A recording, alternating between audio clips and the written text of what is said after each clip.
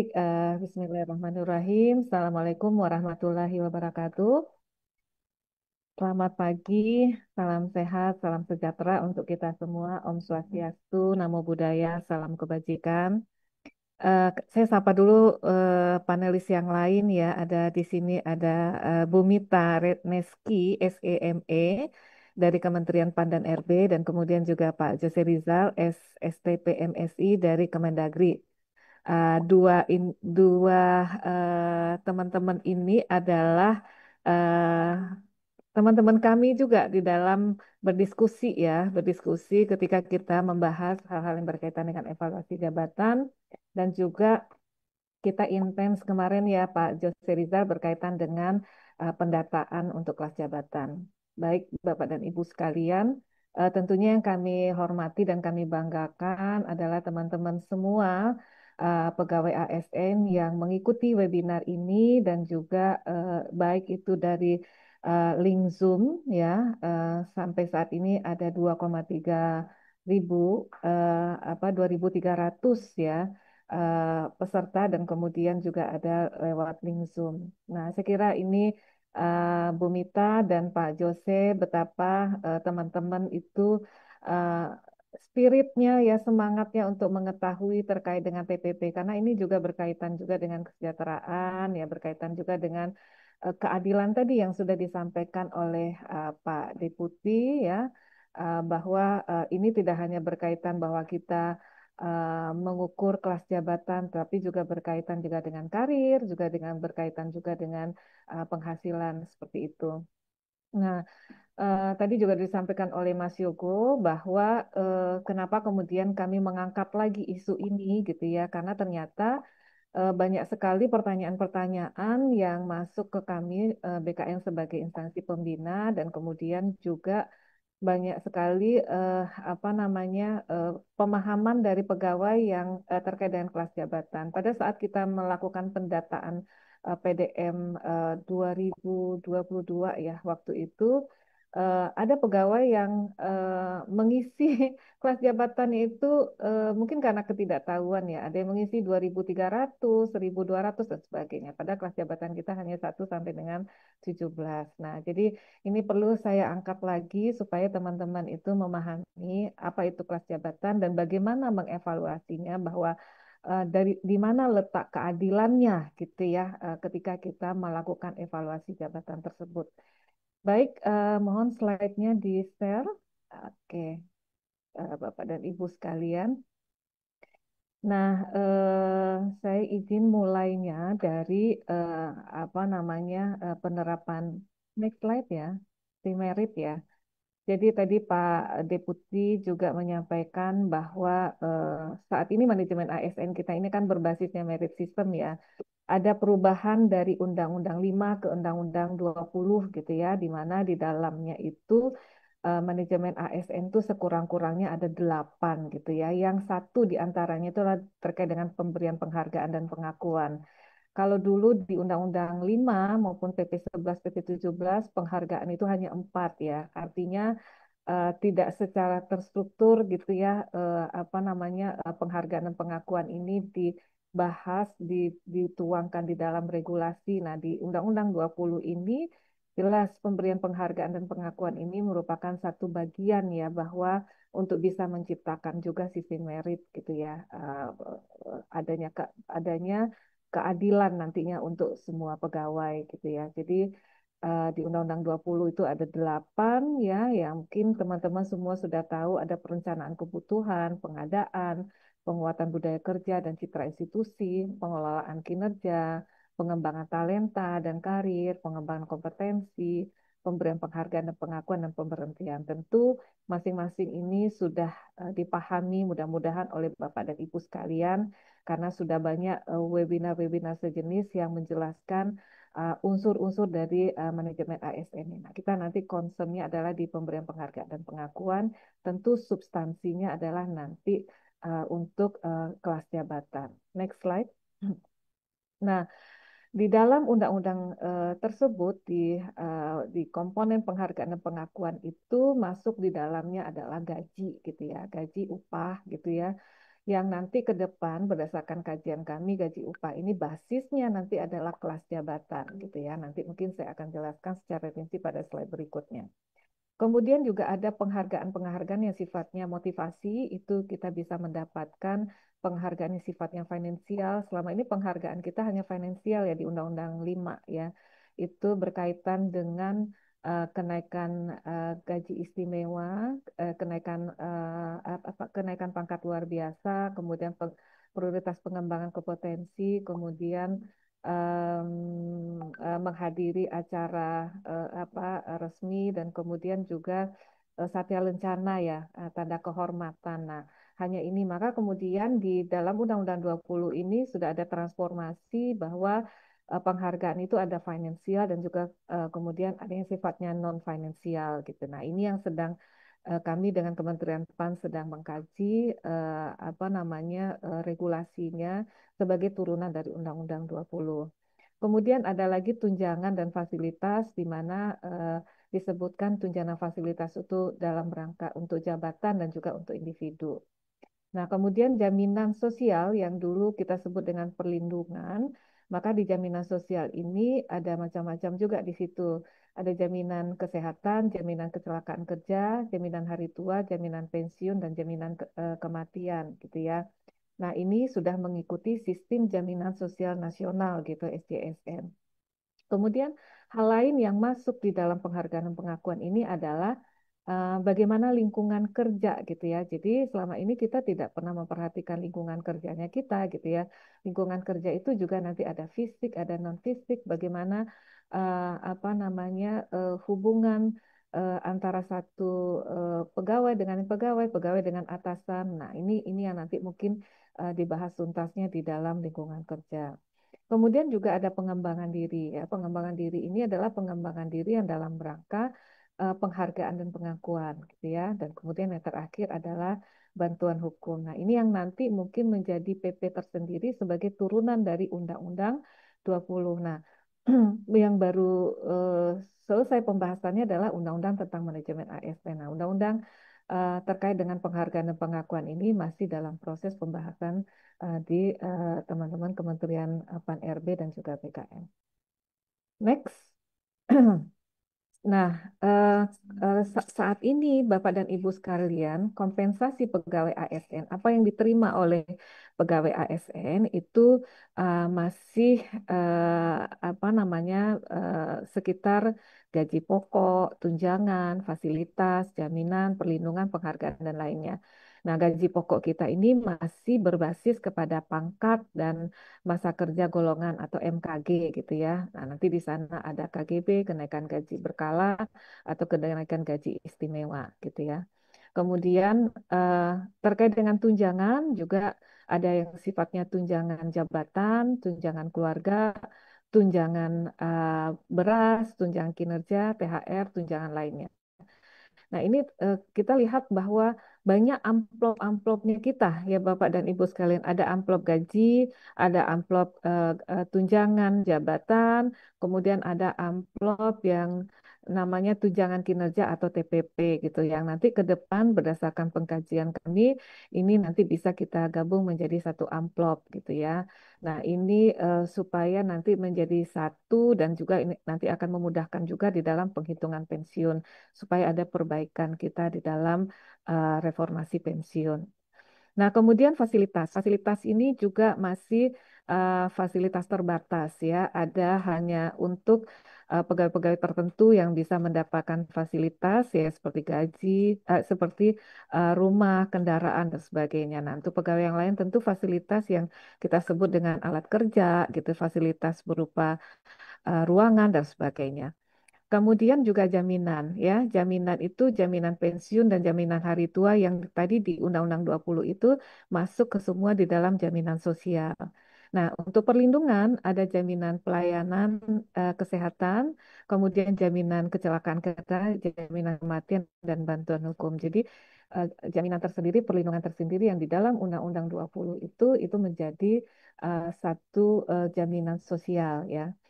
Kemudian penghargaan tadi yang sudah saya sampaikan, ada tanda kehormatan, kenaikan pangkat istimewa, kemudian juga kesempatan prioritas dalam pengembangan kompetensi, dan kemudian kesempatan untuk menghadiri acara resmi. Baru sangat terbatas sekali penghargaan. Nah, itu yang kemudian menjadi hal-hal yang disatukan nanti di dalam penghargaan dan pengakuan.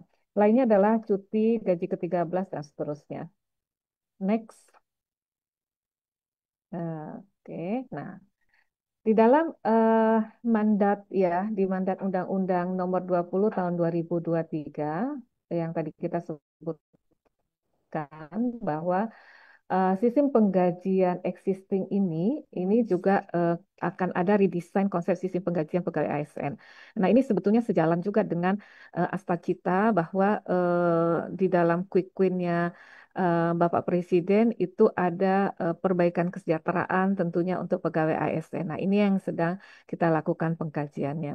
Jadi kalau kita lihat sistem penggajian kita yang existing ini belum mendukung ya untuk bisa melakukan transformasi manajemen ASN yang saat ini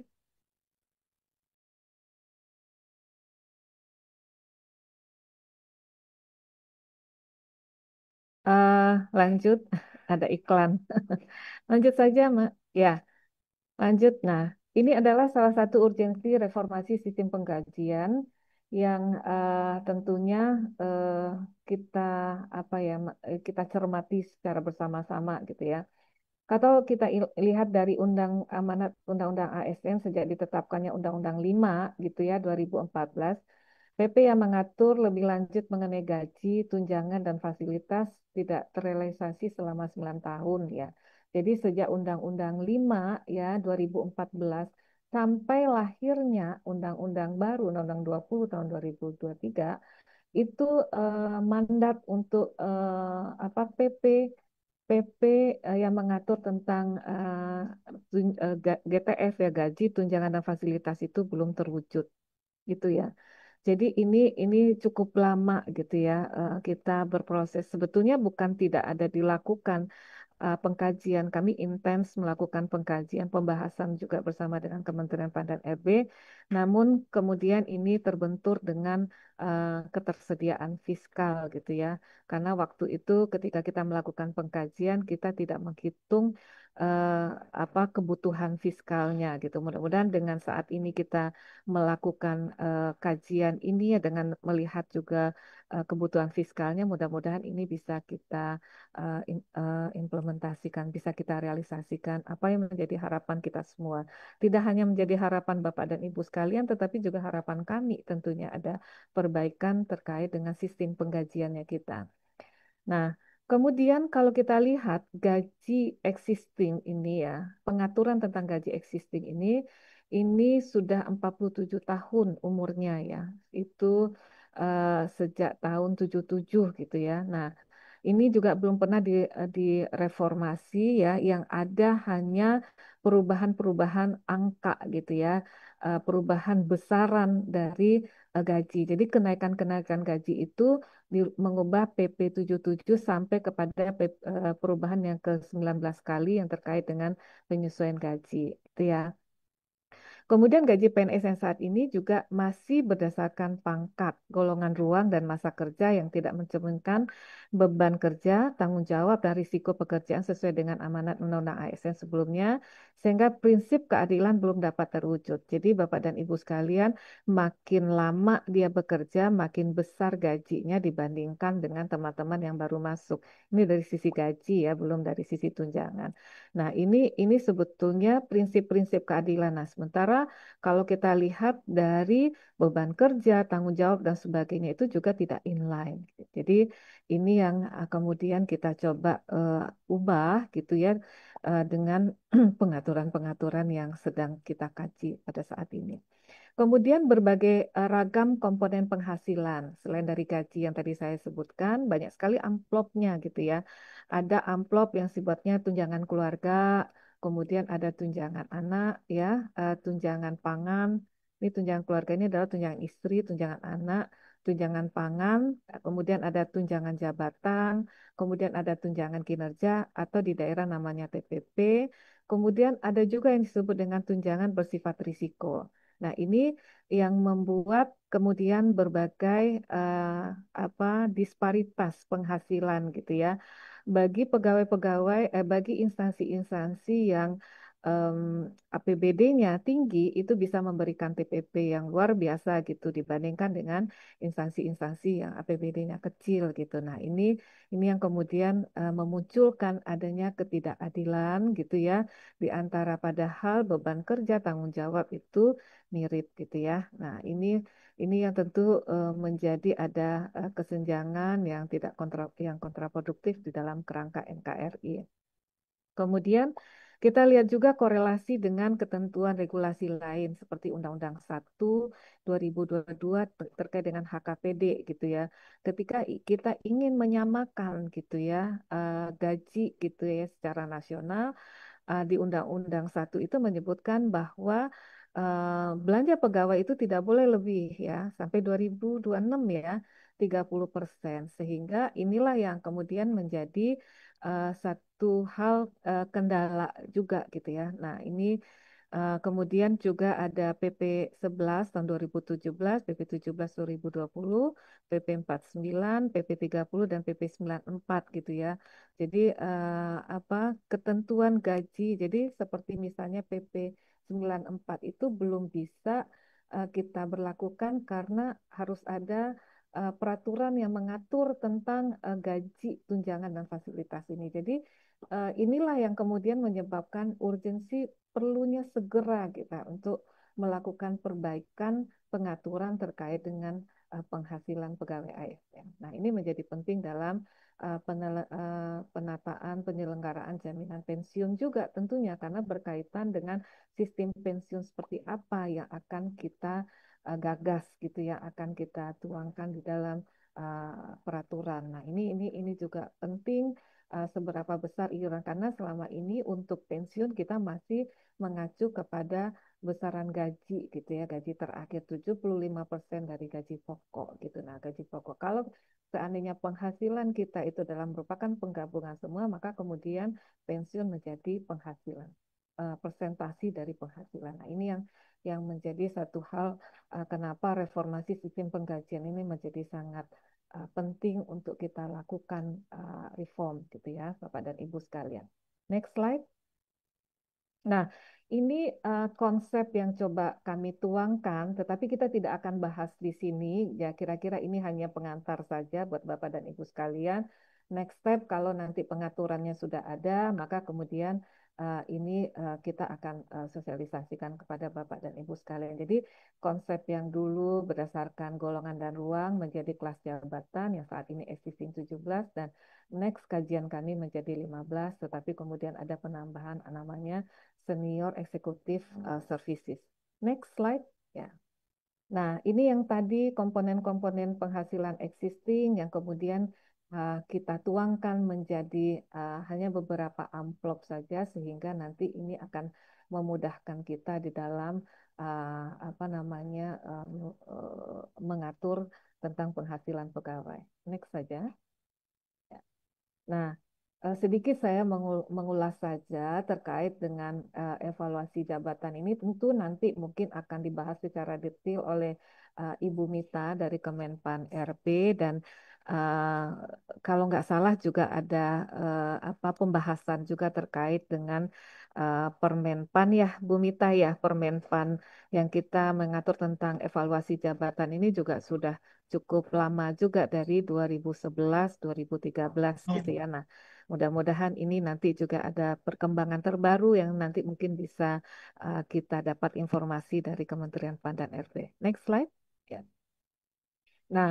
Nah, tadi ini yang disebutkan oleh Pak Deputi bahwa tujuan evaluasi jabatan itu ya 4 gitu ya, bagaimana kita bisa memberikan kompensasi atau remunerasi yang menjadi dasar di dalam mewujudkan internal equity maupun external equity, adanya keadilan internal dan keadilan eksternal yang tadi disampaikan. Kalau baru berdasarkan pangkat golongan ruang itu belum ada keadilan karena basisnya adalah gaji pokok gitu ya.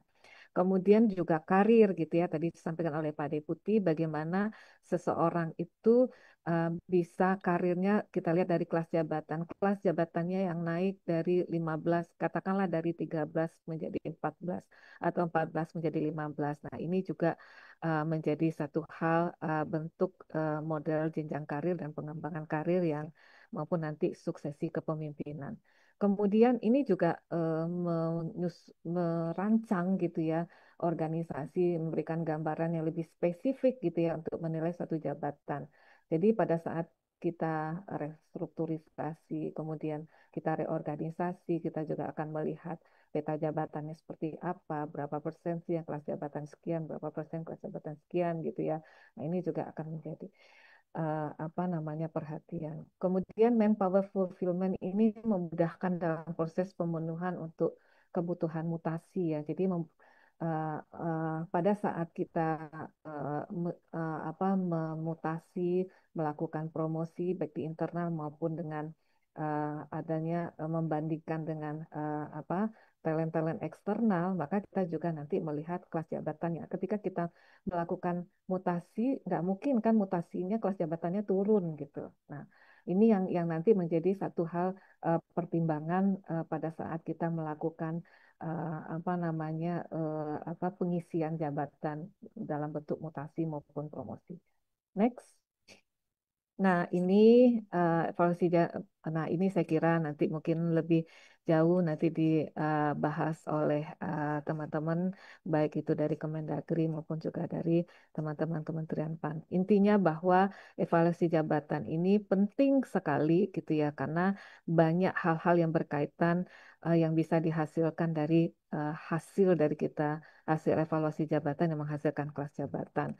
Next slide ya. Nah, nah ini yang mungkin yang menjadi isu ya untuk penerapan kelas jabatan atau tambahan penghasilan pegawai TPP ya.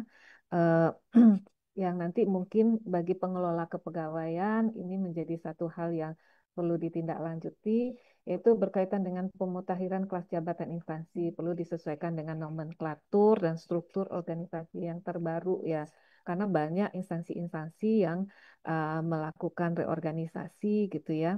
Nah, ini juga harus dilakukan pemutakhiran. Nah, ini saya nggak tahu apakah ini sudah diajukan ke teman-teman di Kementerian PAN RB karena berdasarkan Permen PAN 13 itu memang pengajuannya dilakukan ke Kementerian PAN dan RB. Kemudian pemahaman pegawai terhadap proses penyusunan kelas jabatan, apakah sudah dilakukan gitu ya, internalisasi di instansi masing-masing gitu ya, apa itu kelas jabatan, apa itu evaluasi kelas jabatan dan seterusnya. Kemudian penempatan pegawai dalam jabatan dan kelas jabatan.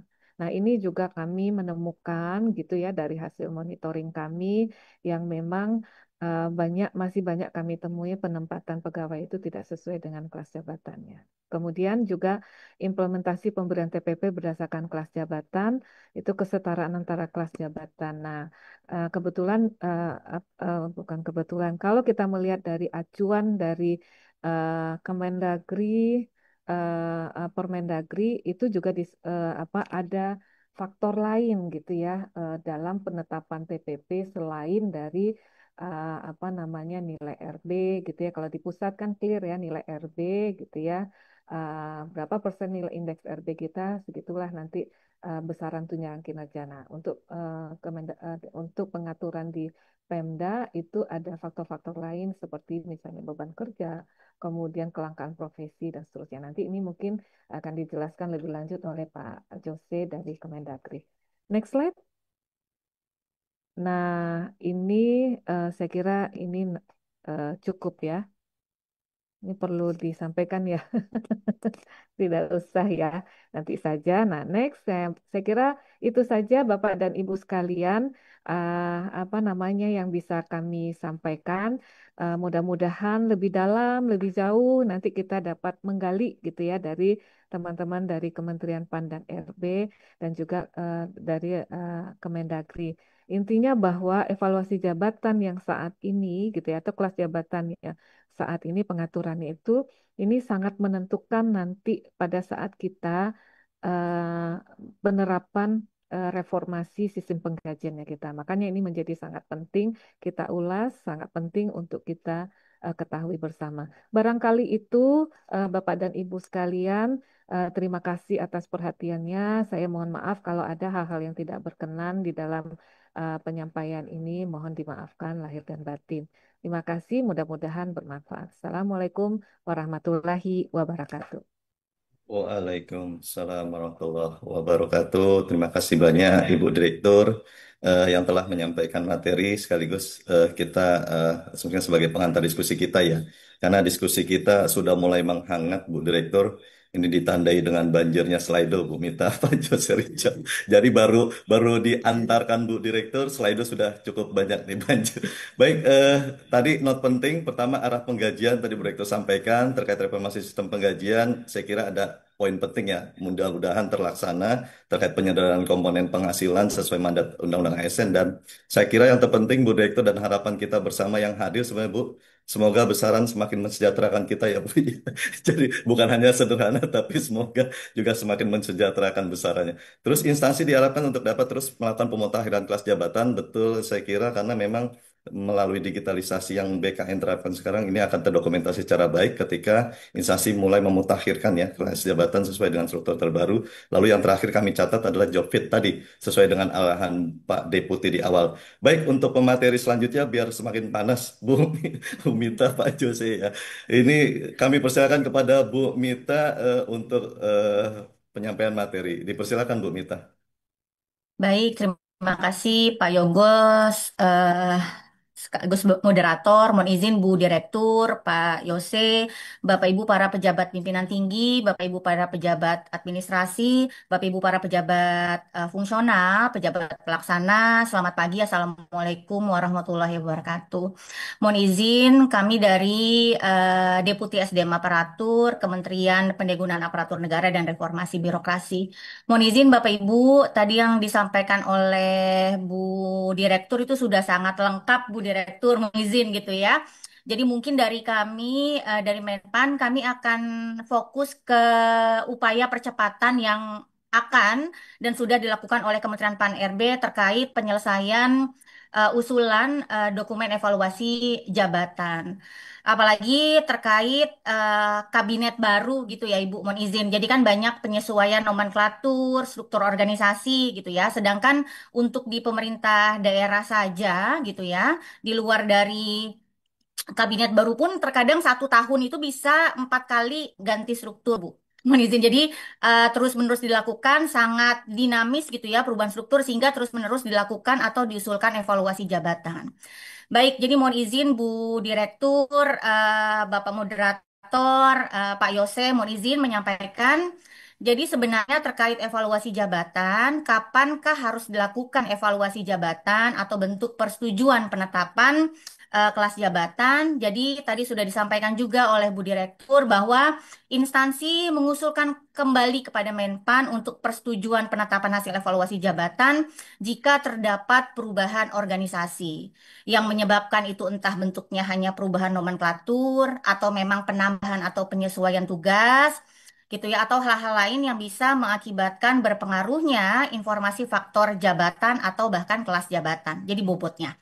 Gitu ya. Jadi apalagi kalau sekarang kan banyak kementerian gitu ya yang pecah, gabung gitu ya, berpisah itu kan nanti mengakibatkan perubahan nomenklatur pada dinas gitu ya atau perubahan SOTK lainnya. Jadi memang instansi ini harus mengusulkan kembali kepada Menpan untuk mendapatkan persetujuan penetapan. Dan terkait ini Bapak Ibu ya, sebelumnya kami sampaikan dulu nih data dukung apa yang disampaikan ke kami untuk mendapatkan persetujuan dari Menteri Pan RB. Bapak Ibu pasti ketahui ini diatur di dalam Permenpan 34 dan 39. Betul yang tadi Bu Direktur sampaikan memang sudah lama Ibu mohon izin untuk yang Permenpan 34 2011 gitu ya. Bahkan kalau kita baca faktornya itu kadang-kadang perlu kita pahami berkali-kali gitu ya Bu baru paham gitu ya. Jadi kadang bahasanya tuh sudah lama sekali gitu ya Bu, mohon izin gitu ya. Jadi memang akan diupdate kembali Bu, cuma nanti kita menunggu PP. Jadi nanti pembaharuannya seiring sejalan apa yang ditetapkan di dalam PP penghargaan. Mungkin demikian Bapak Ibu. Jadi Bapak Ibu mohon izin yang dilakukan oleh Menpan terkait kelas jabatan memang ini berhubungan atau salah satu faktor dalam penetapan TPP. Namun mungkin secara substansi lebih tepatnya nanti disampaikan oleh Pak Yose gitu ya, karena ini berkaitan dengan beberapa aplikasi atau pemenuhan dokumen yang memang harus dipenuhi untuk pembayaran atau pelaksanaan TPP. Nah, mohon izin Bapak Ibu, mungkin fokusnya terhadap usulan hasil evaluasi jabatan dalam jangka waktu dekat adalah ke instansi pemerintah daerah terkait jabatan pelaksana. Kenapa lebih berfokus ke jabatan pelaksana, Bu Direktur, mohon izin, karena memang di tahun 2024, 2025 kan memang kita berfokus kepada penanganan non-ASN yang kita sama-sama ketahui. Nah, untuk penanganan non-ASN secara formasi atau penetapan kebutuhan memang eh, didominasi oleh penetapan kebutuhan bagi jabatan pelaksana. Jadi kita ketahui bersama ada jabatan pelaksana yang memang diciptakan untuk menampung teman-teman non-ASN karena secara kualifikasi pendidikan kami buat lebih general. Jadi kami tidak mengunci S1 apa, D3 apa gitu ya, SLTA jurusan atau spesialisasi apa. Bahkan ada untuk jabatan pelaksana yang memang kualifikasi atau jenjang pendidikannya di bawah SLTA, namanya pengelola umum operasional. Dan ini memang teman-teman di instansi daerah menjadi urgent untuk mengusulkan penetapan hasil evaluasi jabatannya ke Menpan. Karena untuk masa transisi yang diatur di dalam Kepmen 11 ini berakhir di Januari 2025. Setahun setelah terbitnya Kepmen 11 tahun 2024. Pada kenyataannya gitu ya, prakteknya sampai sekarang Bu Direktur mohon izin ada 63 instansi pemerintah daerah yang memang belum menyampaikan ke kami. Gitu ya, bahkan ada beberapa provinsi pun gitu ya yang memang belum menyampaikan ke kami usulannya. Jadi mohon nanti teman-teman boleh apa ya kembali saling mengingatkan mungkin ya bagi kabupaten kota yang dalam satu provinsi untuk diingatkan kembali mana yang memang belum mengusulkan ke Menpan terkait penetapan hasil evaluasi bagi jabatan pelaksana. Karena jangan sampai nanti formasinya dapat persetujuan dari Menpan, namun TPP-nya tidak bisa dibayarkan karena kelasnya belum mendapat persetujuan berdasarkan nomenklatur jabatan pelaksana yang baru yang diatur di dalam Kepmen 11 tahun 2024. Nah, kalau kita lihat grafiknya, memang Bapak Ibu bisa dilihat di depan gitu ya. Untuk simulasinya, ada salah satu provinsi di Sulawesi yang memang belum mengusulkan ke kami. Kami nggak mau nyebut merek, bisa dilihat sendiri di gambaran peta di paparan kami gitu ya. Provinsi mana di Sulawesi yang memang belum mengusulkan ke kami. Mohon nanti dicek kembali Bapak Ibu. Jadi semakin light warnanya, ini secara persentase kabupaten kotanya atau provinsinya itu belum mengusulkan ke kami untuk persetujuan penetapan hasil evaluasi jabatan. Gitu ya. Kalau di Papua bahkan secara persentase ini sudah lumayan, Bu Direktur, mohon izin. Jadi sudah cukup banyak persetujuan penetapan hasil evaluasi jabatan bagi teman-teman di Provinsi Papua, gitu ya. Jadi mohon koordinasikan kembali dengan bagian organisasi jika memang belum mengusulkan atau sudah mengusulkan namun belum diupdate dengan Kepmen 11 tahun 2024. Baik, Bapak Ibu, terkait persetujuan penetapan bagi hasil evaluasi jabatan di luar jabatan pelaksana, memang sebelumnya telah kami sounding ke teman-teman instansi daerah, bahkan Kemendagri waktu itu sudah rapat dengan Pak Yose juga, kemudian dari Keda juga, dari Otda juga, mohon izin. Jadi memang kami sudah sounding, mau ada revisi SM22 tahun 2024. Nah, di layar gitu ya. Ini nanti formatnya Bu Direktur, Pak Yose, Pak Yogo gitu ya. Jadi nanti tidak ada lagi kami mengunci secara nomenklatur. Kenapa harus tidak mengunci secara nomenklatur? Sebenarnya ini secara apa ya? Secara eh, tujuan diterbitkannya revisi SM22 adalah bentuk percepatan juga, Bu Direktur. Jadi dulu instansi daerah jika berubah nomenklatur hanya nambah dan, nambah atau, nambah satu kata aja, itu harus mengusulkan kembali ke Menpan. Kemudian harus mengusulkan ke Menpan, ada beberapa kelengkapan yang harus dilengkapi gitu ya, takes time, butuh waktu. Nah, di dalam revisi ini untuk jabatan struktural memang tidak kami kunci nomenklaturnya gitu ya. Jadi kabak, kepala bagian atau kepala subbagian di Sekda, kami nggak kunci misalkan kepala bagian umum, kepala bagian organisasi gitu, kami tidak kunci. Namun kami hanya berikan level eselonisasinya saja berdasarkan PP 72 tahun 2019 serta kedudukannya ada di bawah UNOR eselon 1 mana atau eselon 2 mana. Gitu ya. Jadi kami rangkum berdasarkan PP 72 tahun 2019 dan juga kami telah berkoordinasi dengan teman-teman di OTDA untuk susunan eselonisasinya. Gitu ya. Kemudian untuk jabatan fungsional juga sama. Ini kami sudah mengupdate berdasarkan kelas nasional jabatan fungsional yang terbaru. Jadi sudah kami update kemarin banyak yang apa ya usulkan ke kami untuk kelas PKPM, untuk kelas penata perizinan gitu ya belum ada. Dan nanti di dalam revisinya sudah muncul kelas beberapa jabatan fungsional terbaru, sudah terupdate. Kemudian untuk lampiran selanjutnya kami juga mengatur terkait kelas jabatan pelaksana.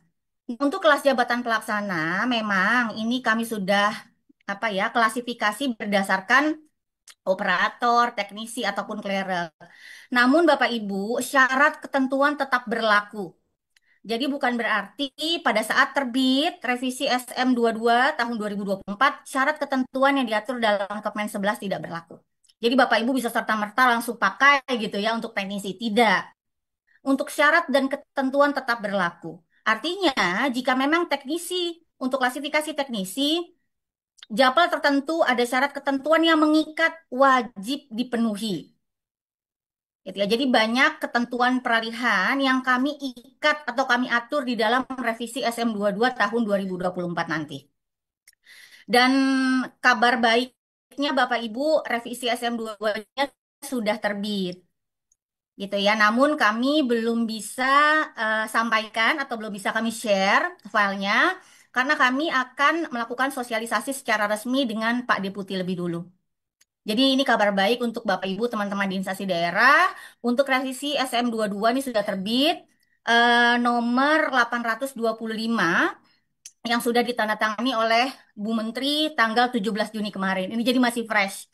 Cuma memang belum bisa kami sampaikan gitu ya secara ketentuan ini pengaturannya seperti apa. Namun pada prinsipnya surat revisi surat Menteri 22 atau surat nomor 825 tahun 2025 ini mengatur terdiri dari 6 lampiran. Jadi ada lampiran struktural untuk pemerintah provinsi, kabupaten, kota, serta khusus Papua, kemudian jabatan fungsional kelas nasional, kemudian jabatan pelaksana. Namun syarat dan ketentuan tetap berlaku. Jadi yang kurang atau yang belum dipahami oleh teman-teman di instansi daerah adalah pada saat eh, di dalam SM-nya tertulis kelas jabatan fungsional tinggi gitu ya. Jadi teman-teman atau pemangku jabatan fungsional merasa ini wajib PPK untuk membayarkan kelas tinggi. Padahal tidak demikian Bapak Ibu.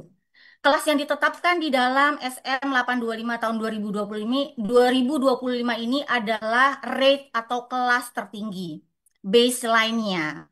Base paling tinggi gitu ya. Jadi bukan berarti wajib menjadi kelas tinggi. Kembali lagi dilaksanakan sesuai dengan amanat Undang-Undang 1 gitu ya tentang hubungan keuangan pemerintah pusat dan daerah. Tetap persentase belanja pegawai harus dipertimbangkan. Gitu ya. Jadi tetap kewenangan PPK untuk memetakan kemampuan anggaran pemerintah daerah ini mampu membayar di kelas berapa. Gitu ya. Jadi bukan menjadi tuntutan, namun menjadi base atau dasar penetapan kelas dan nilai jabatan tertinggi.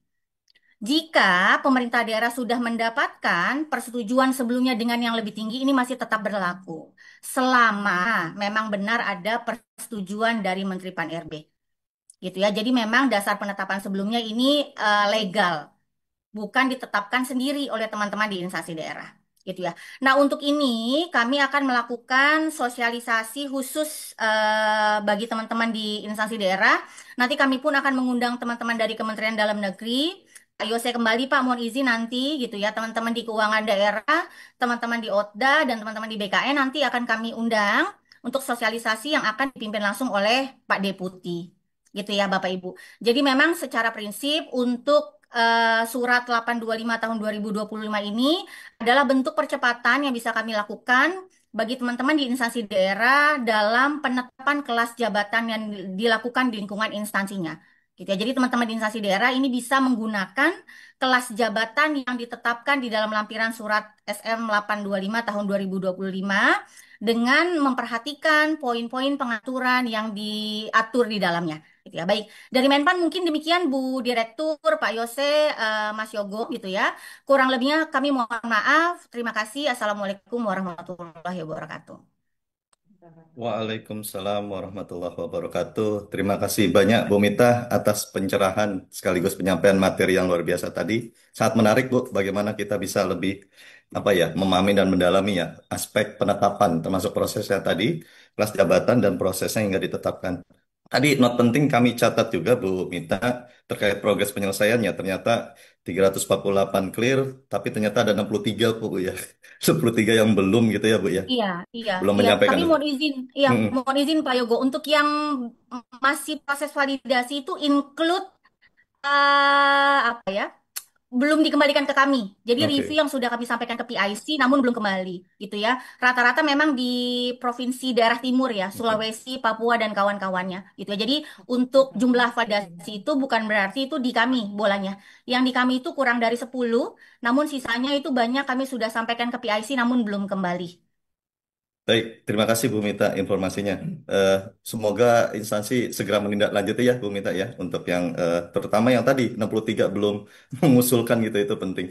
Lalu untuk ini alhamdulillah sudah ada info penting lagi kaitannya dengan revisi surat Mentan yang 22 ya Bu ya 2024 tadi. Beberapa terobosan sudah dilakukan tentu sebagai upaya percepatan. Pertama, jabatan struktural, usulan tanpa nomenklatur ini sangat menarik Bu. Jadi lebih fleksibel dan tentu sebagai upaya percepatan tadi.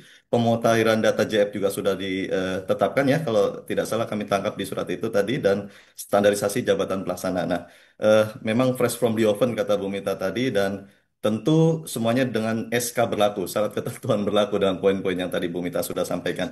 Makasih banyak Bu Mita, kita tunggu kegiatan sosialisasi yang tadi sudah dijanjikan Bu Mita ya. Semoga segera. Terima kasih. Baik, Bapak Ibu sekalian, untuk narasumber ketiga, karena tadi sudah dari Kemenpan RB, untuk pemateri selanjutnya, ini mungkin bisa jadi gongnya ya, Pak Jose Rizal ya.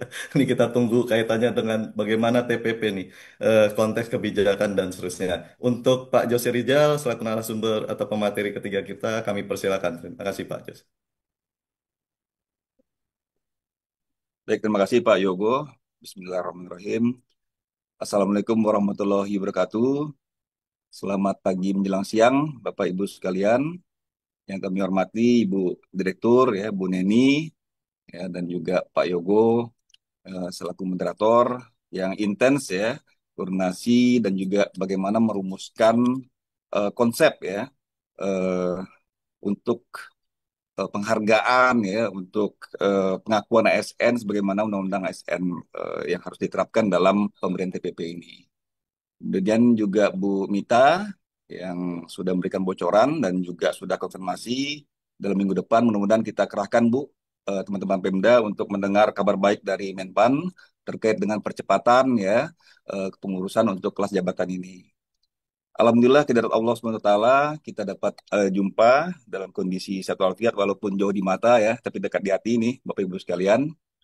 Terutama teman-teman di Pemda yang antusias tadi ya, kita lihat angkanya bergerak naik terus untuk menyimak bagaimana kebijakan dan juga mekanisme TPP ini. Ya, tadi sudah dijelaskan oleh Bu Neni dan Bu Mita, formulasinya luar biasa ya, jadi tidak sekedar untuk memberikan kerangka, memberikan batasan kepada teman-teman, tapi kita mengawal ya bagaimana kebijakan ini ketika menemui kendala ya, ketika menemui hambatan ini dapat dipertanggungjawabkan dengan baik begitu. Nah, itu harapan kita. Nah, sebelum masuk ke materi, Bapak Ibu sekalian, memang di Kemendagri sendiri ini juga berupa squad tim kami mengelolanya ya.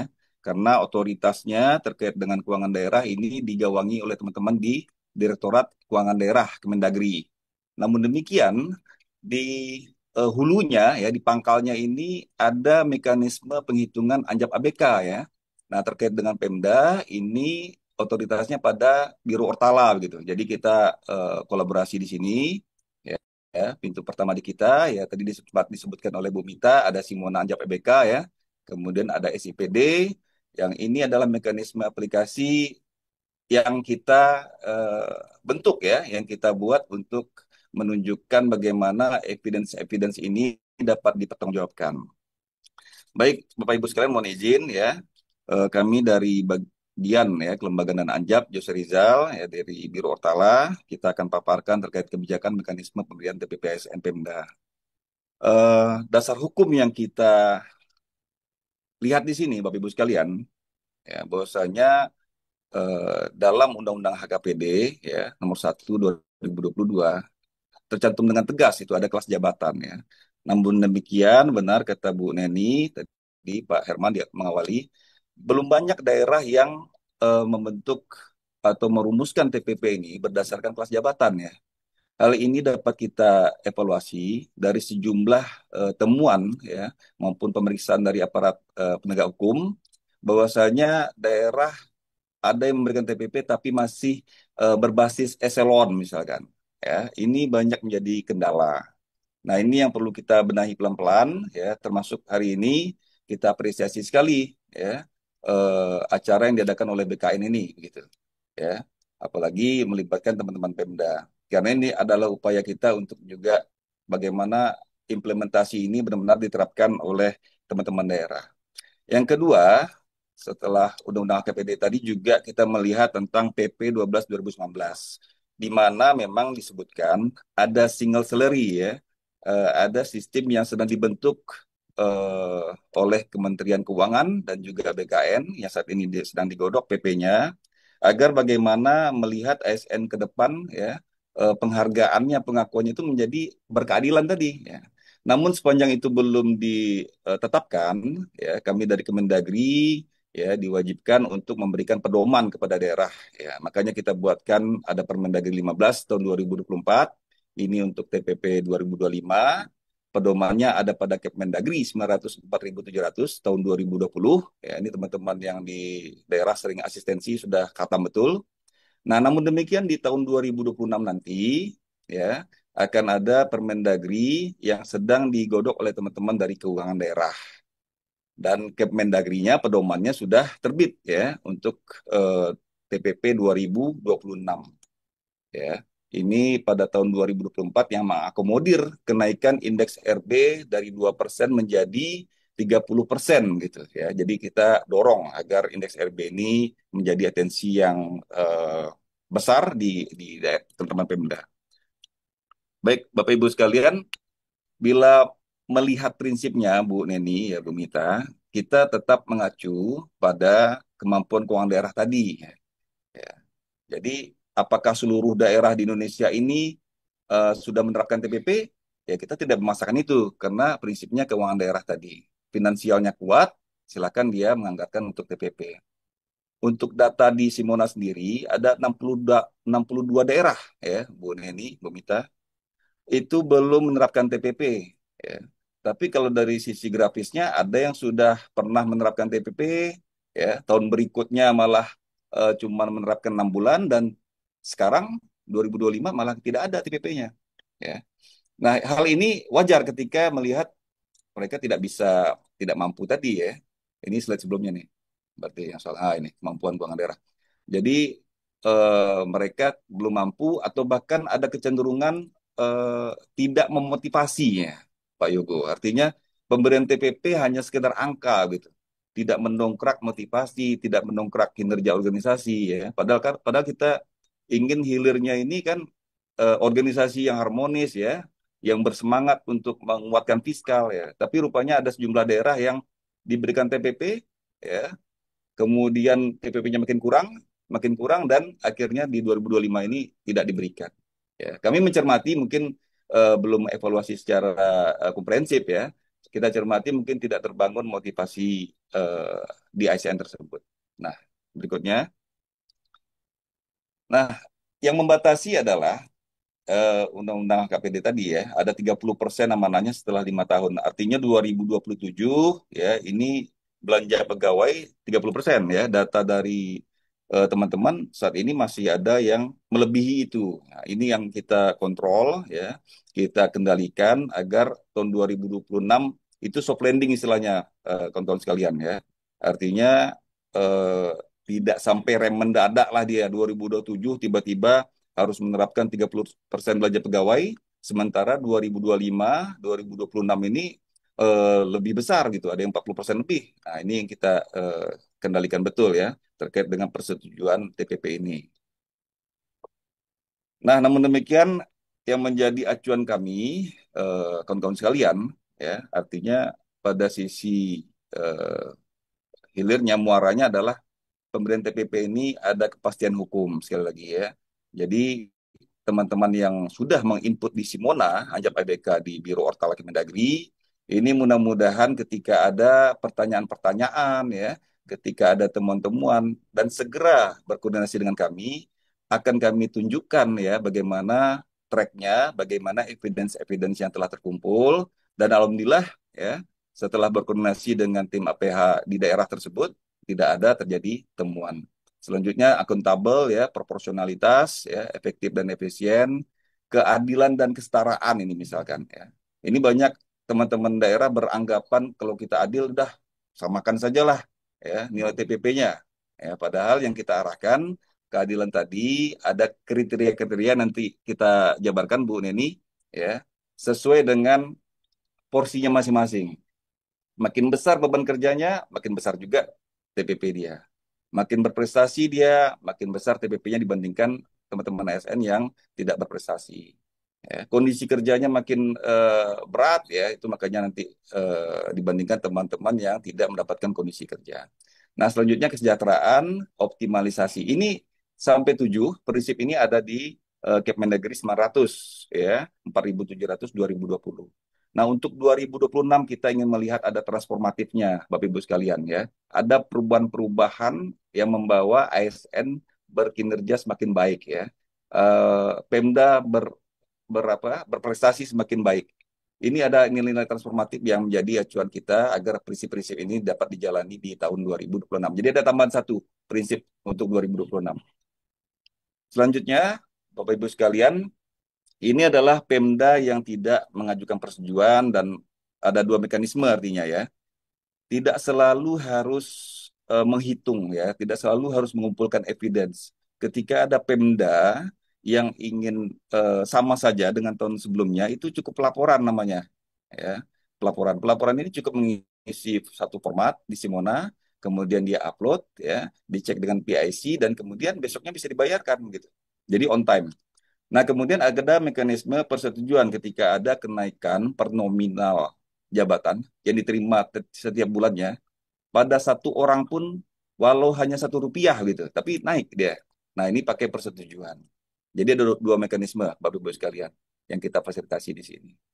Berikutnya, nah ini terkait dengan perbedaan kebijakan yang nanti juga akan menjadi agenda kita ya pada Rakor TPP untuk sosialisasi Bapak Ibu sekalian ya antara kebijakan 2026 dan sebelumnya.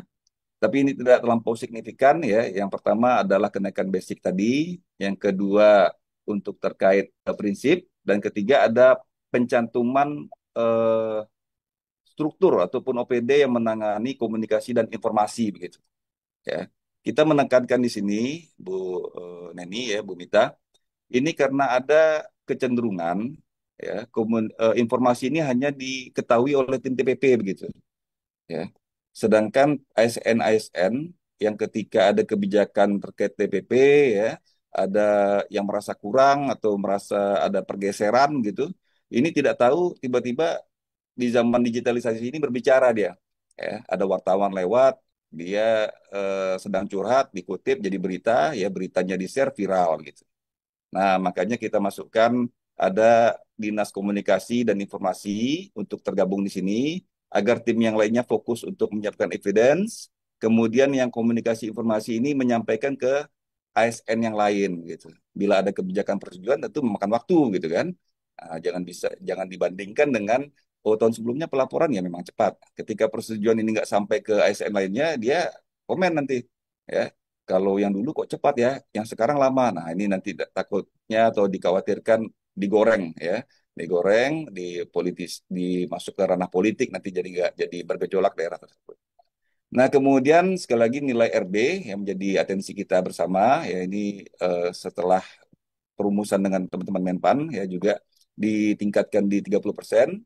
Ya, tapi sudah kita simulasikan dengan teman-teman di sebelah angka di Pemda tidak begitu signifikan lah, artinya posisi aman ya dengan penghitungan ini. Kemudian juga ketentuan mengenai TPPSN tambahan ya yang ditambahkan TPP untuk penjabat kepala daerah, tapi dalam konteks masih ASN gitu ya, ada penekanan seperti itu. Berikutnya, nah ini yang menjadi catatan kita ya secara umum untuk TPP ini ya. Yang pertama untuk penganggarannya 1 tahun gitu ya diberikan. Namun demikian ada pertanyaan kemarin oleh Pak Yogo ya berkunjung ke Ortala. Ada Pak daerah yang memberikan 8 bulan. Ya itu memang seperti itu. Yang penting kita tidak melebihi Pak ya, tidak melebihi dari yang setelah disetujui oleh Keuda. Ya, tapi pada waktu berjalan Pak ada daerah yang cuma dibayarkan 6 bulan ya, karena memang mungkin pertimbangan atau kebijakan daerahnya tersebut. Ya, dipersilakan saja. Itu yang saya bilang tadi ya. TPP-nya ini adalah bentuk penghargaan, beda dengan gaji. Ya, kalau gaji kita terima di awal bulan ini, ya. Gaji Januari, awal Januari sudah terima. Tapi TPP ada mekanisme penghitungan yang kita serahkan kepada daerah, ya. Silakan saja ada penilaian disiplin lah namanya ya, penilaian kinerja ya. Ketika anggaran yang berjalan dirasa ada pergeseran, dia cukup mengkoordinasikannya dengan Keuda begitu ya. Nah, TPP makanya dibayarkan setelah kita bekerja. TPP Januari, bulan Februari kita terima dengan catatan oh disiplinnya kurang, oh yang bersangkutan tidak masuk sekian, ada potongan-potongan itu ya, tidak mutlak seperti itu. Dan itu mengaturnya oleh peraturan kepala daerah. Nah, kemudian untuk THR dan gaji 13 juga kerap kita ingatkan ya kepada teman-teman daerah yang melakukan persetujuan dan juga P3K ini ada pencantuman di Permendagri 15 2024 kawan-kawan sekalian ya yang nilainya pada kelas jabatan yang sama tidak dibedakan dengan PNS. Kemudian ada integrasi insentif ke TPP. Nah, ini yang penting sekali ya. Jadi tidak ada lagi pembunyian insentif, lembur-lembur ya, honorarium lainnya seluruhnya terintegrasi di TPP. Nah, dan kemudian terakhir ada sanksi-sanksi yang bila tidak dia jalankan sesuai ketentuan.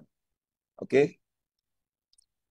Dan ada juga catatan penting ya, hal penting yang perlu jadi penekanan ini adalah sekdanya lebih tinggi, kemudian disusul inspektur dan administrator pengawas ya serta JF tertentu pada inspektorat daerah. Pada rakor tahun lalu sempat kita undang ya BPK, KPK ya teman-teman Kementerian Keuangan dan juga dari Kemenpan. Kita pertanyakan ini, memang ini sudah ada kesepakatan 3 menteri ya, Mendagri, BPKP ya, KPK juga ada. Ini untuk memberikan atensi pada teman-teman inspektorat begitu. Ya. Jawabannya artinya ketika ada temuan-temuan, ya mereka integritasnya tidak terganggu lah gitu ya. Ada kewibawaan dengan TPP yang lebih tinggi tersebut. Berikutnya, nah ini kelas jabatan terkait dengan tema kita hari ini. Benar sekali, untuk pemberian penetapan ASN ini dasar parameternya benar kelas jabatan dan kita selalu mengingatkan apakah sudah ada hasil FJAP dari Menpan gitu ya. Nah, ketika belum ada, teman-teman sudah ingin menerapkan TPP, kita buat artinya udah pakai FJAP yang lama dulu ya. Artinya tapi dia menerima yang lebih rendah teman-teman sekalian. Tapi kalau FJAP-nya sudah ada, bisa diupdate di Simona. Kemudian ada indeks kemahalan konstruksi dan juga indeks kapasitas fiskal daerah dan indeks penyelenggaraan Pemda. Ini sejumlah indeks Bapak Ibu sekalian yang kita gunakan. Berikutnya, nah ini yang kita eh, kolaborasikan ya di lingkup Kemendagri, bahwasanya squad tim tadi ada, ya tim kerja kita. Yang pertama ini setelah ada KUA PPAS, ya TPP, persetujuan anggaran sudah dirumuskan bersama DPRD, silakan Bapak Ibu dari Pemda mengajukan ke Portala Kemendagri. Bila ingin persetujuan ya, ada kenaikan nominal yang diterima begitu. Tapi kalau sama saja cukup mengisi format di Simona, nggak perlu ya, nggak perlu mengajukan ke Simona. Ya, tapi ini mekanisme persetujuan TPP. Kemudian kami akan memverifikasi, mengecek, mencermati evidence-nya apakah relevan, ya, apakah lengkap, apakah kemudian apa perlu ada catatan. Ini udah oleh PIC kami sudah ada. Dan setelah validasi kami keluar, teman-teman di Pemda silakan menunggu informasi karena suratnya diproses oleh Direktorat Jenderal Keuangan Daerah. Ya, dari Keuda sekitar seminggu mungkin ya kisarannya itu baru dimintakan ke Kementerian Keuangan untuk meminta pertimbangan, ya. Ya sekitar seminggu juga ya. Kemudian dari Keuda kita perkirakan ke memberikan surat persetujuan pemberian TPP ASN. Nah, kapan bisa dilakukan? Kita sudah bisa buka pintu untuk 2026 ini bagi Pemda yang akan mengusulkan kenaikan, ya. Apakah kenaikannya hanya satu jabatan saja, ya, hanya Rp1 saja, itu harus melalui mekanisme persetujuan. Ini kisarannya dari awal di Ortala sampai dengan persetujuan kurang lebih 1 bulan, Bapak Ibu sekalian. Ini makanya pentingnya dikomunikasikan betul ke ASN sampai tingkat bawahnya. Ada mekanisme ini. Berikutnya. Nah, penghitungan basic ini juga menjadi atensi, ya. Karena selama ini terus terang ya, ketika pelaporan kita sama-sama beranggapan Bapak Ibu sekalian ya, ini tidak ada nominal yang naik. Ya. Nah, rupanya BPK mengingatkan ya bahwasanya basic ini dihitung terus setiap tahun ya, karena ada indeks-indeks yang ada yang turun ya, ada yang naik, itu terus dihitung ya sebagai dasar penghitungan TPP tersebut. Nah, ketika kita luput ya, kita mengabaikan penghitungan basic ini, rupanya BPK menghitung ada indeks yang turun, artinya ada relevansi ke nilai TPP yang diterima begitu.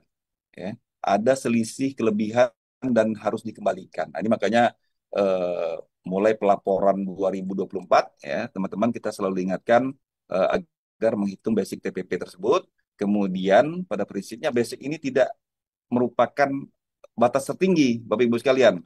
Ya, jangan jangan dikira oh ini basicnya batas tertinggi, kemudian cemas dia ya.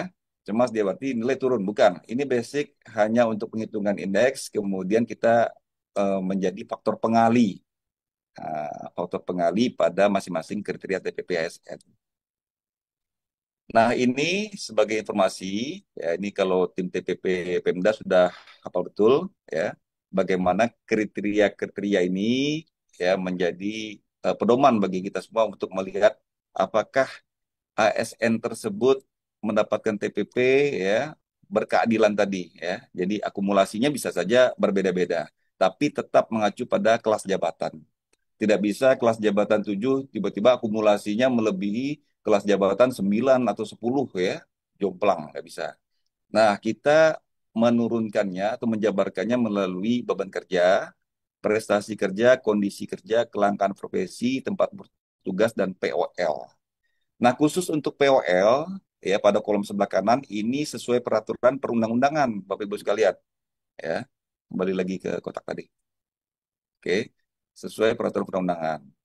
Artinya apa? Bila ada amanah regulasi ya yang menentukan bagaimana ASN mendapatkan tambahan penghasilan, kita perkenankan gitu. Ya, jadi jangan berpikir, oh nakes bagaimana Pak? Nakes sudah ada dalam Permenkes ya, dia masuk POL. Bagaimana rincian detailnya itu di POL nanti ya, ditambahkan di sana. Upah pungut juga masuk POL ya, untuk guru juga masuk di POL. Yang kami uraikan di Ortala, Bapak Ibu sekalian, adalah yang 5 ini. Ya. Untuk beban kerja kita lihat ya, anjap ABK-nya, kemudian prestasi kerja, kondisi kerja, sampai dengan tempat bertugas. Berikutnya, nah ini adalah contoh evidence yang bisa dilihat dalam 5 tadi ya, 5 tadi. Sekali lagi POL kita lihat angka gelondongan saja. Nanti teman-teman BPK yang menanyakan POL-nya untuk apa saja. Nah, jadi harus clear itu. Ya, memang ada amanah peraturan perundang-undangan yang menjadi acuan untuk pemberian di POL tadi. Nah, untuk contoh evidence yang 5 kriteria ini, kawan-kawan sekalian ya, ini dari beban kerja, artinya apa? Sesuai kemampuan keuangan daerah. Ya. Tapi jangan main pukul rata. Ketika ada teman-teman yang mungkin kerjanya memang berlebih, ya diberikan ya. Kemudian prestasi kerja itu juga bisa prestasi Pemdanya, ya bisa prestasi individu, perangkat daerah juga bisa kita akomodir untuk masuk di kriteria prestasi kerja. Demikian juga kondisi kerja, ini yang sering kita lihat ya. Teman-teman Pemda bilang udah sama-sama berat aja rasanya kayak gitu. Padahal dalam satu instansi belum tentu. Jadi bisa saja nanti teman-teman Pemda membuat perankingan gitu, persentase. Ya, misalkan ini ya, dalam sebuah unit Satpol PP ya, Satpol PP belum seluruhnya tidak harus seluruhnya diberikan kondisi kerja. Ada Satpol PP yang langsung menangani eh, kegiatan yang mengancam keselamatan jiwa dia, keselamatan kerja dia ketika dia turun ke lapangan misalkan ya, itu diberikan kondisi kerja. Tapi ketika ada Pol PP yang tugasnya mencatat sebagai TU atau sebagai ajudannya Pak Kasat ya, mencatat surat masuk, surat keluar, itu tentu porsinya tidak diberikan di kondisi kerja. Jadi dipilah-pilah Bapak Ibu. Ya, sama dengan damkar yang pegang selang pemadam kebakaran dibedakan dengan yang pegang sedotan di balik meja misalkan. Ya, tentu lebih besar yang pegang selang damkar ya, karena ada risiko keselamatan nyawa dia. Tapi kalau yang bertugas di balik meja, ya tentu ada persentase yang dibedakan dengan teman-teman yang bertugas lapangan. Kemudian ada kelengkapan profesi yang ini diberikan untuk Pak Sekda dan juga dokter spesialis dan ada juga tempat bertugas. Ya, ini bagi ada indeks ya, kesulitan geografis 1,5 lebih yang harus diberikan ya, yang bisa diberikan kepada teman-teman yang bertugas jauh ya. Misalkan camat di perkotaan ya, ini sebuah daerah yang ada kepulauan misalkan ini Bapak Ibu ya. Bedakan camat yang tugasnya di perkotaan, kemudian ada camat yang menyeberang lautan misalkan, menyeberang sungai atau menuruni lembah dia ya, mendaki gunung dia untuk mencapai tempat situ. Atau teman-teman di puskesmas terpencil misalkan ya. Jadi ada porsi masing-masing untuk tempat bertugas ini. Nah, ini yang menjadi apa namanya? Evidence-evidence yang kita tagih kepada teman-teman. Nah, apakah ini akan dipakai terus? Tentu sebagaimana dikatakan Pak Herman tadi, Pak Deputi, Ibu Direktur, pemerintahan ini sifatnya dinamis begitu. Ya, kita sekali lagi sepakat ya menyambut baik bila ada perumusan-perumusan Pak Yogo untuk mengakomodir ASN ini ya secara nasional misalkan ya. Tapi untuk konsep saat ini inilah yang kita buat untuk mengawal teman-teman Pemda. Tapi ke depannya bagaimana konsep tersebut bisa kita rumuskan mudah-mudahan lebih baik lagi begitu. Berikutnya, ini kalau habis waktu di print aja Pak Yogo ya, saya. Masih aman terus Pak Kabak. Mau masih terus. Lanjut Pak Kabak. Siap. Nah, ini untuk POL tadi secara detail memang angkanya Bapak Ibu sekalian tidak kita pretelin ya, tidak kita detailkan, tidak kita kupas betul ya. Kalau kita kupas ini teman-teman PIC kita hanya 13 orang, ini bakal nggak pulang-pulang nanti ke rumah dia ya. Karena untuk tamsil guru ya, untuk jaspel ini ada penghitungan sesuai dengan peraturan menteri terkait masing-masing. Ya, misalkan nanti ada kementerian baru yang nanti membuatkan contoh Menteri Kebudayaan misalkan ya. Nanti ada teman-teman Pemda yang menggawangi urusan kebudayaan diberikan tambahan, dia buatkan lagi peraturan menteri ya. Ini masuknya di POL ya, kita tidak mengecek. Namun demikian ada ini mungkin ada apa deviasi ya, ada sejumlah Pemda yang kemudian melihat, wah ini POL ini ada celah nih kata dia. Ya, kalau nggak diperiksa Pak Jose di Ortala, kita masukkan di POL ya, karena angkanya gelondongan. Tapi resikonya setahun, 2 tahun aman, tahun ketiga diperiksa BPK, ini dia ngeri-ngeri sedapnya Pak Yogo. Ya, ditanyakan, ini angka dari mana saja? Oh, ini buat tamsil guru. Ini ada insentif Pak untuk pajak daerah. Yang ini untuk honorarium, misalkan ada Perpres 53. Ini ada Jaspel. Rupanya ada sejumlah rupiah yang tidak ada regulasinya alias dibuat oleh peraturan kepala daerah sendiri. Nah, ini jadi temuan. Nah, ini yang kita khawatirkan kawan-kawan ya. Jadi POL sekali lagi ini sudah harus ada regulasinya ya, entah peraturan menteri ya, undang-undang yang mengamanahkan itu. Jangan melalui peraturan kepala daerah kita masukkan di POL tadi. Lanjut. Oke, ini dokumen yang kita siapkan, Bapak Ibu sekalian, ya. ada 9 dokumen yang biasanya ditagih ya oleh teman-teman PIC dan menjadi koreksi. Dan ini kelihatan dalam aplikasi Simona yang juga sudah dicek oleh Pak Yogo kemarin ya, kita lihatkan bahwasanya harus ada SKT, ada surat permohonan bagaimana dilampirkan ranperdanya ya, sampai dengan perkadanya.